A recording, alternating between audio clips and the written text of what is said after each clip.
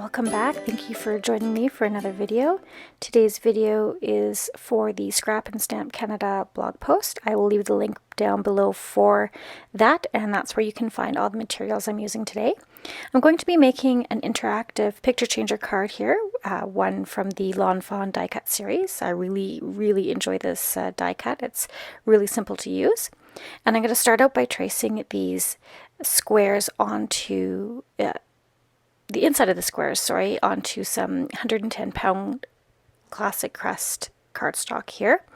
And what I'm trying to do is stamp the exact same image into each of these little squares here. And I draw the squares out so that I know where to place all the elements that I'm stamping out. I'll be stamping those with the Memento Black Tuxedo ink, as I'll be doing some Copic coloring. So I do have some mistakes along the way here, and one of them is I didn't pre-plan this out to figure out my masking, and what I should have done is actually stamped some of my images before I stamped this little log. So like some of the leaves and the chameleon I should have stamped down first, masked them, and then stamped this little tree branch or log down so that it looks a little more realistic for the chameleon to be standing on top of it. But that's okay. Hopefully you won't notice it in the finished product, and I'm not going to start over at this point. So again, just laying out the images here of how I want my scene to look. So I want in the beginning for it to look like the leaves and a little flower there, and then when you actually pull the mechanism, to have the chameleon kind of appear. So that's what I'm laying out here. Now it does take a little bit to get all these images stamped out, and I'm doing the masking here. Sorry about my head being in the way, but I needed to get a really good look at that, and I still didn't get him 100% on that log. So what I'll end up doing is just flipping it over, because I'm not going to waste my cardstock. I'll retrace it out here again, and then try and get him to lay on there a little closer. Here I'm figuring out my masking. I must have been really tired when I did this, because I didn't really think the process through clearly. Alright, so I'll start over here. I'll stamp down and I do it again. I should have stamped the chameleon first and then laid my mask down, but that's okay. It is what it is. I get it stamped a little neater here. I'm going to fussy cut out the stamped images to create my masks, and I like to use the Avery full sheet labels for my masks. I like to have the bigger sheets, and it's just a bigger bang for my buck. You can get those, I think, on Amazon, or I got mine at my local Staples store, so it's kind of handy to just have those laying around when you need them. So once I got that stamped and cut out there, I'm going to use my tonic pick tool here to try and pull up that release paper. When the item is as small as this is, it's sometimes a little hard to get that release paper to come off, but that pick tool really does help. Alright, so moving along here now, I'm going to stamp my little guy down on top there.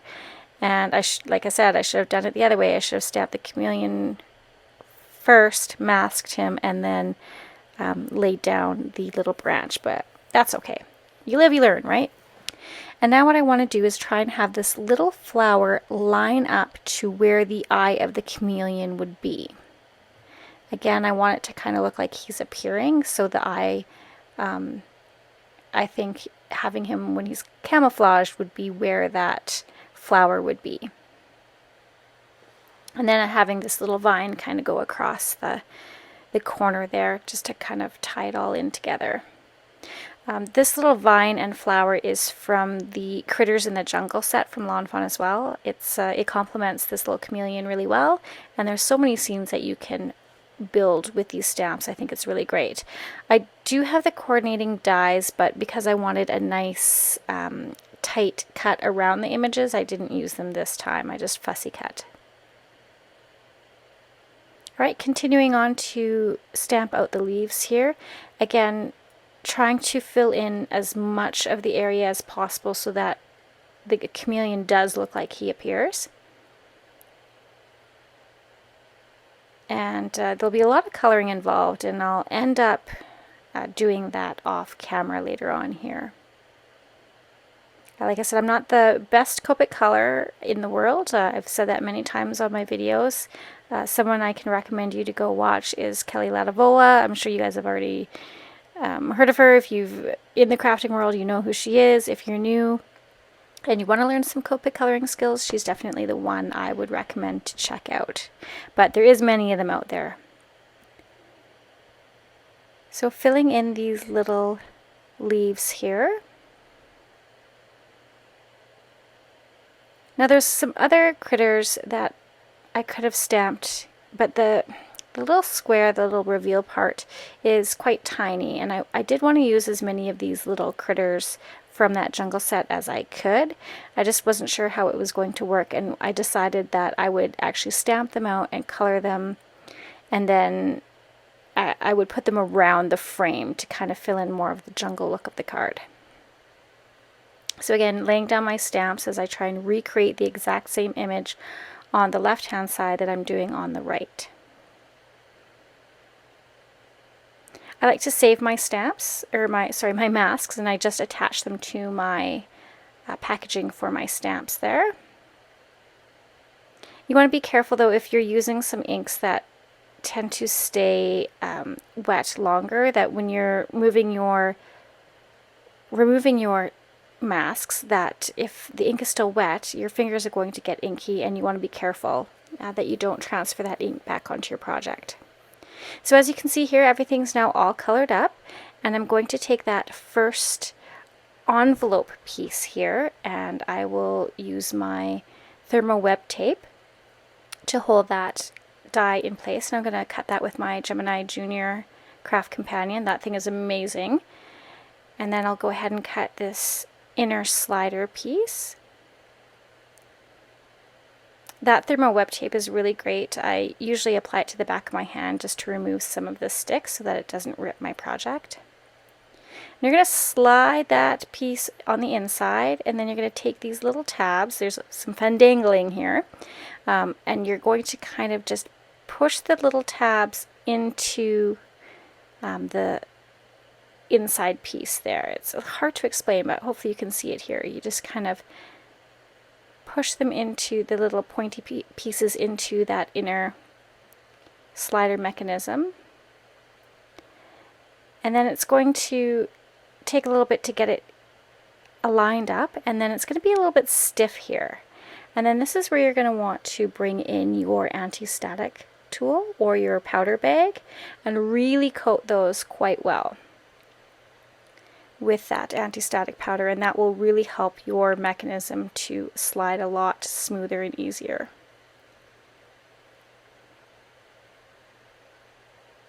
So it took me a little bit to get this lined up how I thought it would slide the best. It was my very first time making one of these, but I have so many ideas.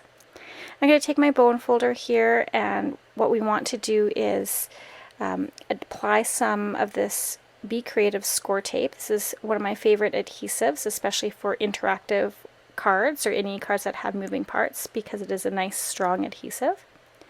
And I'll just use a ruler here or a straight edge to fold those tabs, and then I'm going to press it down with my bone folder, and this acts as a little track for that sliding mechanism.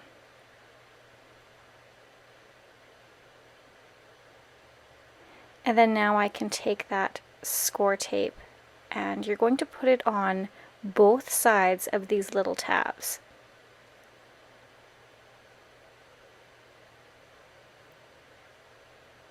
And you'll want to make sure that you burnish down that score tape so that it adheres really well to that cardstock. So again, you're going to do that on the front and back side of these little flaps.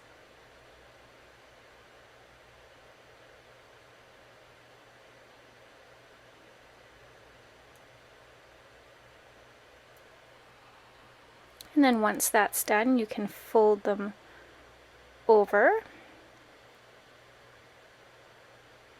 I'm going to use my pick tool here again to help release that paper. And I only release it halfway, using my bone folder there again to burnish it down.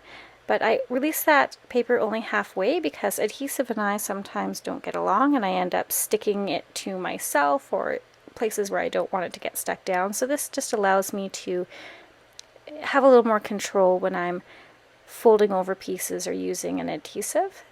So I can get everything lined up nicely.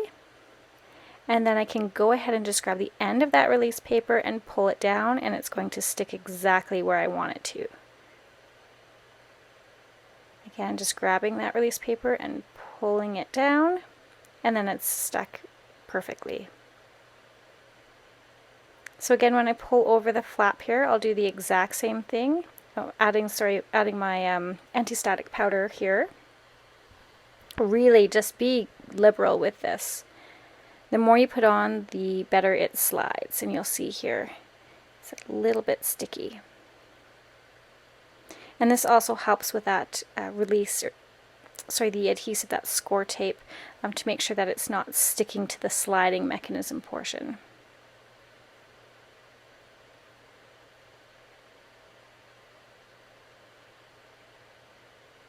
And then you can see here how it's going to slide much easier. And the more you play with it, the easier it becomes to move it up and down. And I think that looks so cute. I'm hoping that it really looks like he's kind of appearing there. We went to our local zoo here not too long ago, and I was actually fascinated by the little chameleon that we have. He is just like the cutest little thing ever. I could spend all day watching him.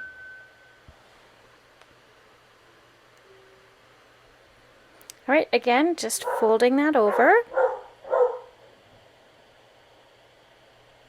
and releasing that score tape paper, and have to play with it.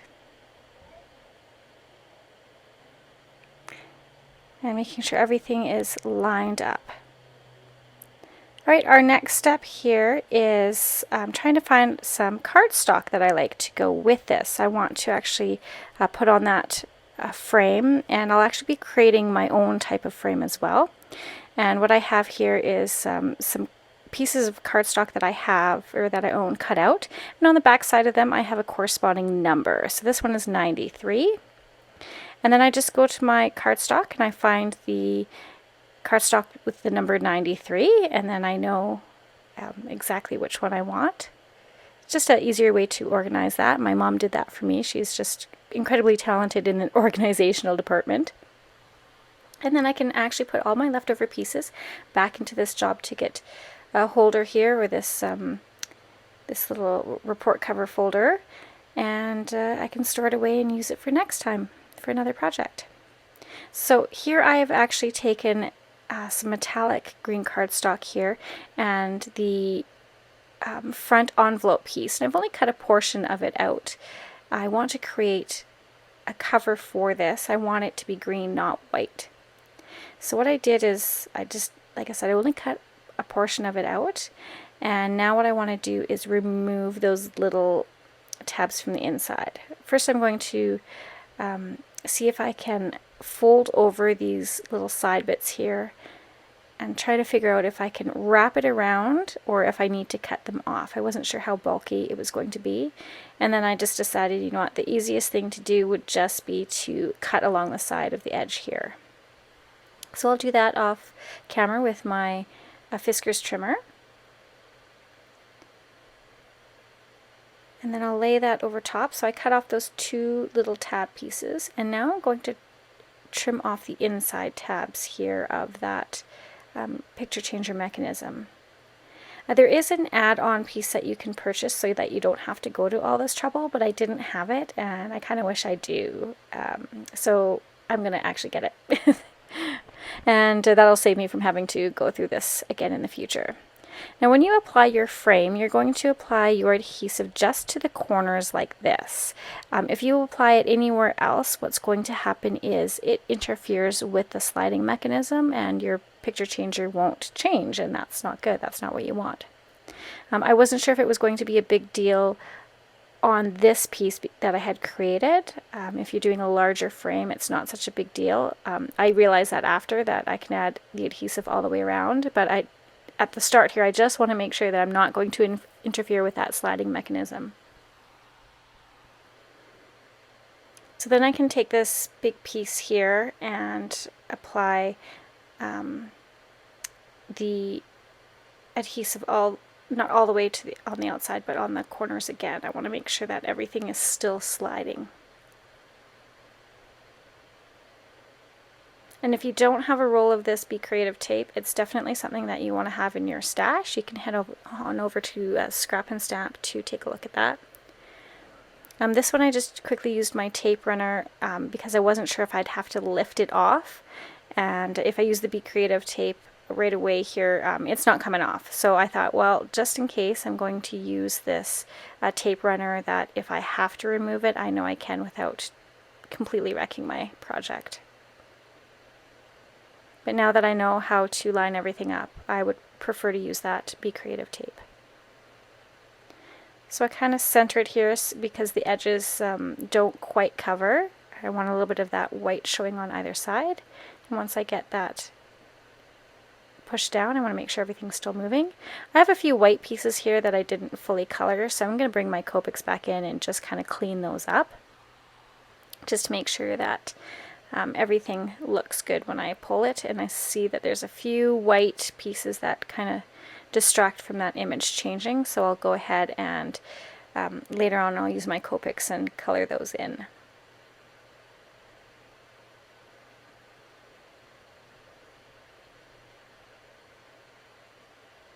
And then here's I remove the frame, realizing that I can adhere more adhesive down onto it to it, that it's not going to interfere with that slider. And there we go, everything's moving nice and smoothly now. And I also want to cut from that same green cardstock the little pull tab. And I realize that I don't really like the look of the white, so I'll bring back my Copic marker again and kind of tie in that color. I'll give it a quick color here and see how that looks. I like how that is, so just quickly using my tape runner to adhere that little stopper tab. It's a little handy pull tab, and it also acts as a stopper so that you don't push the slider too far down. And go ahead and color in this whole thing now, and realizing that, oh yeah, I have to do the front, the back, and when I pull the slider up, I have to make sure that that's colored as well.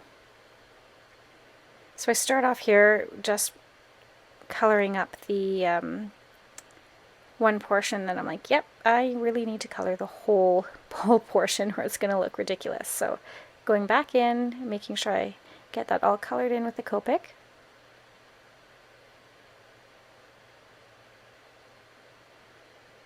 And front and back, even though I'm going to be adhering this down to an A2 size card, I want to make sure that if it does hang over the card, that it looks the same on the back. And then just clearing up those white portions of the slider that I found distracting. And that looks a little smoother to the eye for me.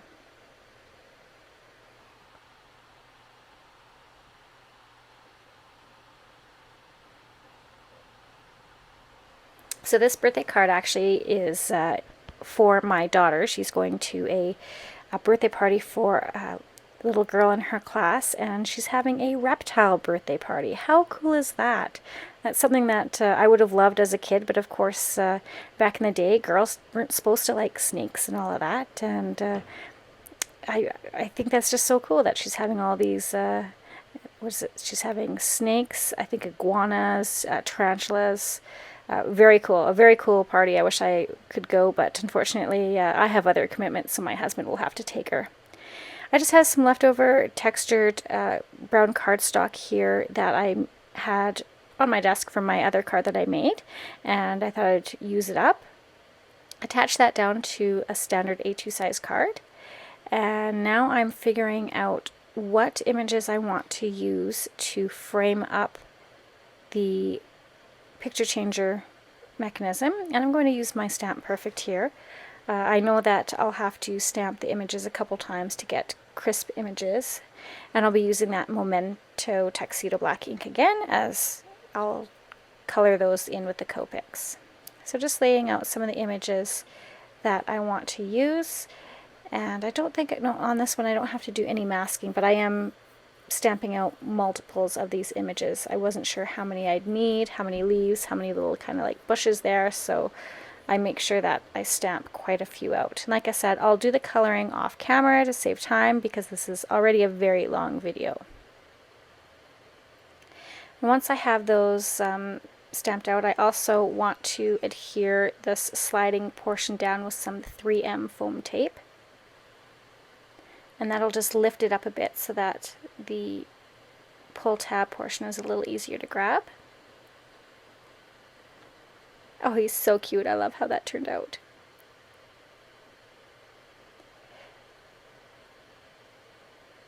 And then I start to kind of lay out my little critters and images here.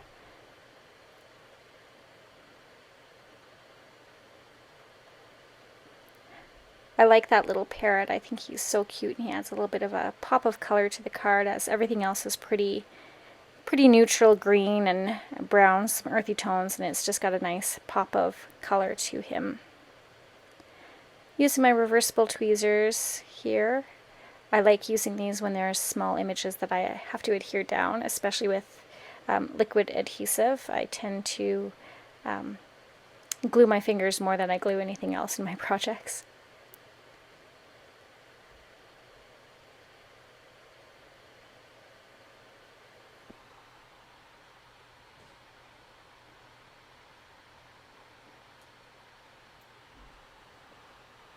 Had a little bit of trouble there with my Gina K Connect glue there. It wasn't coming out nicely, so I had to use a pin and poke a bit of a hole in the top there to release some of the dried adhesive glue.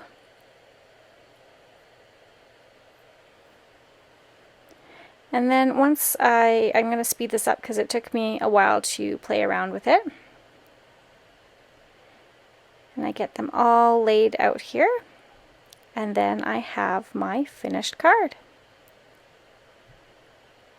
So give you a look at how this whole thing looks. We've got some shimmer cardstock. My little snake there has got some Wink of Stella on him just to give him a little bit of sparkle interest. And there you can see the little chameleon appear. I think he looks so cute, and I hope that the recipient enjoys him and goes along with the theme. We do have to do one last thing here, and that is the inside sentiment, and I'm going to use the Your One in a Chameleon that came with that little One in a Chameleon stamp set there from Lawn Fawn. And I'll use my ruler here to try and get it as straight as possible. And I've discovered that if I leave my ruler in place and then put the lid down, it'll stick straight. I don't have to I was trying to remove the ruler before and stamp it. Yeah, it was just a mess. I was struggling with how sticky the sentiments can be. I'm using that Versaclear black, is it Nocturne ink? This is my new favorite sentiment ink. Beautiful crisp clear images on the first go. And then there you go. You can see how this card came together. I love it so much. Here's a closer look at the finished image. Again, I'm liking the shimmer cardstock, the little sparkle on the snake. I hope you enjoyed today's card and that's inspired you to make your own picture changer card. If you like this video, please give it a thumbs up. I know it was really long. Head over to the Scrap and Stamp blog to check out all the materials and sales and new items that they have. I hope you have a wonderful day, and we'll catch you next time.